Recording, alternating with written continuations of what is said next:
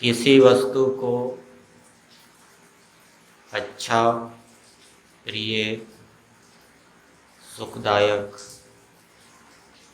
महत्वपूर्ण मानना उस वस्तु की उपासना कहलाती है।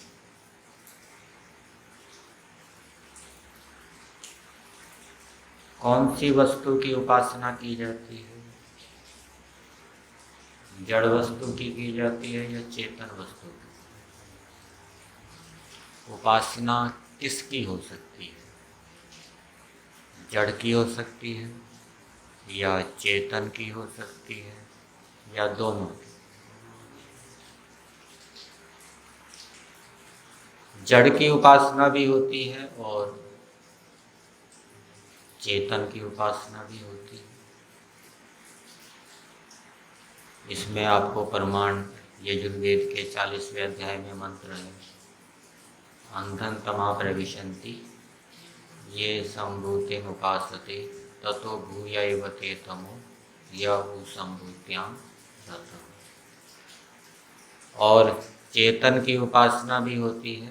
महर्षि दयानंद जी यजुर्वेद भाष्य में 40वें अध्याय में ही एक मंत्र के भावार्थ में, वो मंत्र है अंधन तमा प्रविशन्ति ये अविद्याम उपासते। इस मंत्र के भावार्थ में लिखा है कि ईश्वर और विद्वान की जो आत्मा है वो उपास्य है, उपासना के योग्य है। जड़ की उपासना होती है, चेतन की उपासना होती है। और विद्या और अविद्या की उपासना भी लिखी है महर्षि दयानंद जी। विद्या की उपासना भी होती है और अविद्या की उपासना। और ये जो दोनों उपासनाएं हैं ये जड़ चेतन के अंतर्गत ही आ जाएगी। विद्या की उपासना, विद्या गुण है। विद्या गुण किसका है? ईश्वर का है।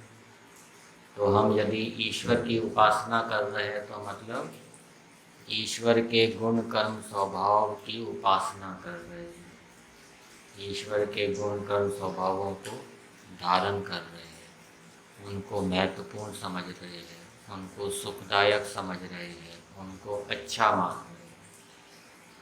तो विद्या की उपासना भी चेतन की उपासना के अंतर्गत आ जाएगी। अंधन तमा प्रविशन्ति ये अविद्याम उपासते। अविद्याम उपासते, अविद्या की उपासना भी लिखी है। ततो भूयैव ते तमो यहु विद्यायाम रतः। और विद्या की उपासना भी लिखी।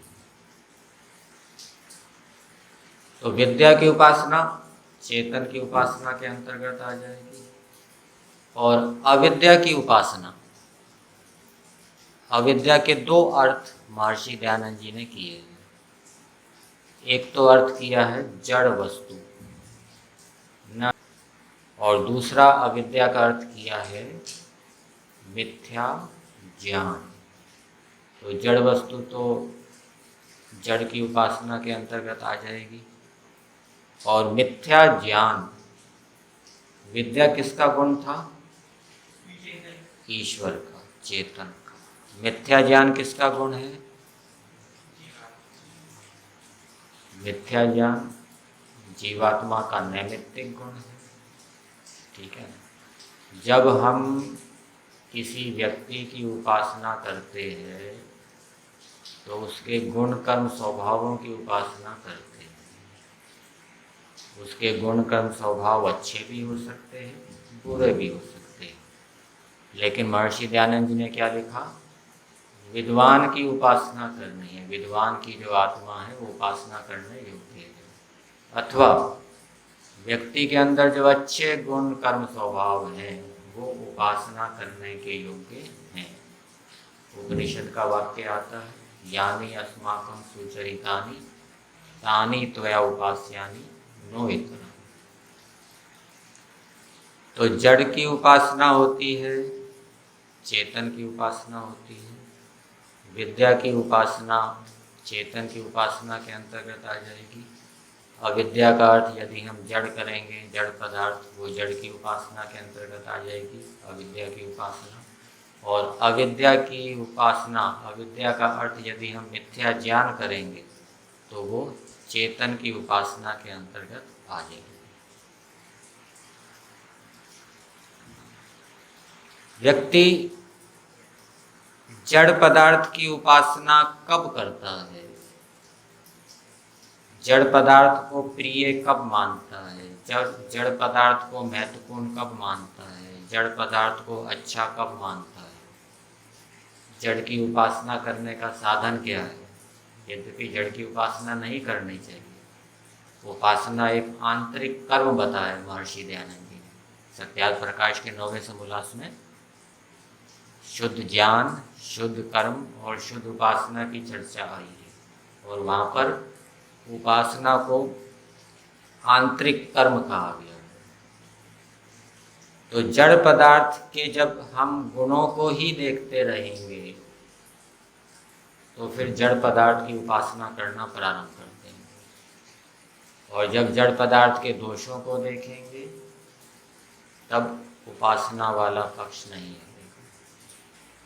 ऐसे ही चेतन है, किसी चेतन के हम गुणों को ही देखते रहेंगे, गुणों का ही विचार करते रहेंगे, वो गुण अच्छे भी हो सकते हैं, बुरे भी हो सकते हैं। अच्छे गुणों का ही विचार करते रहेंगे, अच्छे गुणों को ही सोचते रहेंगे, देखते रहेंगे, तो अच्छे गुणों की उपासना करना प्रारंभ कर देंगे। और किसी व्यक्ति के अंदर बुरे गुणों को ही देखने लगेंगे तो बुरे गुणों की उपासना प्रारंभ हो जाएगी। वो फिर हम बुरे गुणों को धारण करना शुरू कर देंगे। तो चेतन की उपासना, चेतन अच्छा व्यक्ति भी हो सकता है, विद्वान भी हो सकता है, अविद्वान भी हो सकता है, दुष्ट व्यक्ति भी हो सकता है। तो महर्षि दयानंद जी लिखते हैं कि मनुष्य के अच्छे गुण कर्म स्वभावों की उपासना करनी चाहिए। उसके लिए मनुष्य के अच्छे गुण कर्म स्वभावों को ही देखना चाहिए, उसी का विचार करना चाहिए, उसी का ध्यान रखना चाहिए, उसी का चिंतन करना चाहिए, तो वो गुण हमारे अंदर आ जाएंगे। और जब हम दूसरों के दोषों को ही देखेंगे, दोषों को ही विचार करने लगेंगे, कमियों को ही देखने लगेंगे, तो वो हमारे अंदर आ जाएगी। इसी प्रकार से ईश्वर की उपासना, ईश्वर के अंदर कोई दोष तो है नहीं, न्यूनता तो है। ईश्वर के अंदर दिव्य गुण कर्म स्वभाव ही है। तो जितना हम ईश्वर के विषय में पढ़ेंगे, ईश्वर के गुण कर्म स्वभावों के विषय में पढ़ेंगे, जितना चिंतन करेंगे, जितना विचार करेंगे, जितना जप करेंगे, उतना हमारा क्या है, ईश्वर की उपासना बनती जाएगी, ईश्वर में रुचि बढ़ती जाएगी, ईश्वर अच्छा लगने लगेगा, ईश्वर महत्वपूर्ण लगने लगेगा। ईश्वर की उपासना करने से क्या लाभ होता है? ईश्वर की उपासना शुद्ध ज्ञान का कारण बताया गया। ईश्वर की उपासना निष्काम कर्म में कारण बनेगी। ठीक है, यदि हम ईश्वर की उपासना करेंगे तो वो निष्काम कर्म करने में कारण बनेगी। यदि हम जड़ की उपासना करेंगे तो क्या होगा? जड़ पदार्थों के पीछे भागेंगे। जैसे मान लीजिए भोजन का समय हो गया और एक व्यक्ति भोजन की उपासना कर रहा है, भूख लगी है, दौड़ता दौड़ता भोजन करने के लिए गया।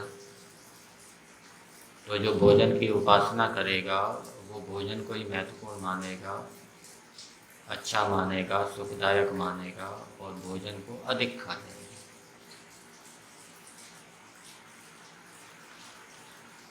एक बालक बिल्ली के बच्चे से खेल रहा है, वो किसकी उपासना कर रहा है? किसकी उपासना कर रहा है? चेतन की उपासना कर रहा है या जड़ की उपासना कर रहा है?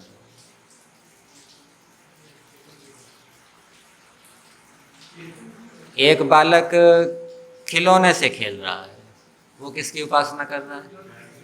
वो जड़ की उपासना कर रहा है। और एक कुत्ते के पिल्ले से या बिल्ली के बच्चे से खेल रहा है, वो किसकी उपासना है? यदि उसको बिल्ली के बच्चों की क्रियाएं अच्छी लग रही हैं, ठीक है ना, तो वो क्रियाएं किसका गुण है? चेतन का। तो वो चेतन की उपासना। तो ईश्वर की उपासना लाभदायक है।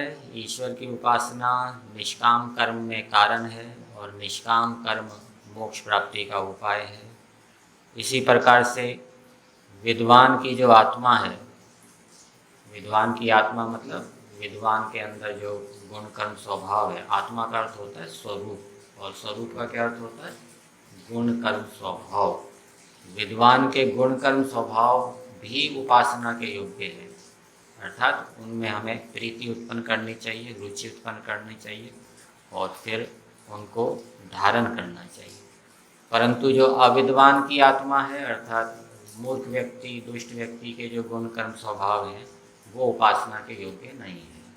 दुष्ट गुणों में हमें रुचि उत्पन्न नहीं करनी चाहिए, दुष्ट गुणों को अच्छा नहीं मानना चाहिए, दुष्ट गुणों को महत्वपूर्ण नहीं मानना चाहिए। दुष्ट गुणों से शत्रुता का भाव होना चाहिए, मित्रता का भाव नहीं होना चाहिए। तो ये हो गया उपासना किसको कहते हैं, उपासना किस किस की होती है? जड़ की भी होती है, चेतन की भी होती है। जड़ की जो उपासना है वो अज्ञान अविद्या को उत्पन्न करती है। मंत्र के अंदर बताया है असंभूतिम उपासते ततो भूय इव ते तमो या संभूत्याम रतः। एक तो कारण जगत की उपासना कर रहा है, वो तो अंधकार को प्राप्त होता ही है, लेकिन जो कार्य जगत की उपासना करता है वो उससे भी अधिक अंधकार को प्राप्त होता है। तो जड़ की उपासना का निषेध किया गया है। और चेतन की उपासना में भी ईश्वर की जो गुण कर्म स्वभाव है और विद्वान के जो गुण कर्म स्वभाव है वो उपासना करने योग्य है, उनकी उपासना करनी चाहिए। और गुण कर्म स्वभावों की हम अच्छे गुण कर्म स्वभावों की उपासना कैसे करें, उसका क्या उपाय बताया है? हम उन्हीं को देखें, अच्छे गुण कर्म स्वभावों को ही देखें, उन्हीं के विषय में विचार करें, चिंतन करें, तो धीरे धीरे उनमें क्या है, रुचि हमारी उत्पन्न हो जाएगी। और दुष्ट गुणों की, दुष्ट कर्मों की उपासना नहीं करनी, उसका निषेध किया है। यदि हम दूसरों की बुराइयों को ही देखेंगे, बुरे कार्यों को ही देखते रहेंगे, तो उनमें रुचि उत्पन्न हो जाएगी, फिर उनको हम धारण कर लेंगे। तो ऐसा कार्य नहीं करना।